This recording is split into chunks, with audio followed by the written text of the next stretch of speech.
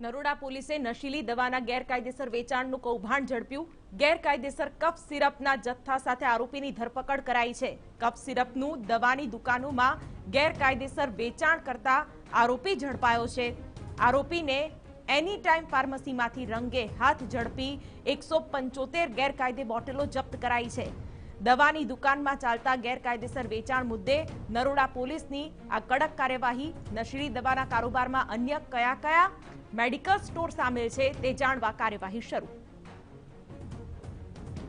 હંસપુરા ગામમાં આવેલા એની ટાઈમ ફાર્મસીમાં એક ઈસમ નામે શૈલેષ ઉર્ફે સાવજી કનુભાઈ દેસાઈ, જેઓ કોઈપણ પ્રકારના પાસ પરવાના વગર મેડિકલ સ્ટોર ચલાવે છે અને કફ સિરપ, જેનો નશાકારક પીણા તરીકે પણ ઉપયોગ થાય છે, એનું સંગ્રહ ખરીદ વેચાણ કરે છે વગેરે બાતમી હકીકતના આધારે સદર જગ્યાએ રેડ કરતા કફ સિરપના 175 જેટલી બોટલો મળી આવેલ અને મુદ્દામાલ સીઝ કરી NDPS એક્ટ 8C, 21C અને 29 મુજબ ગુનો દાખલ કરવામાં આવે।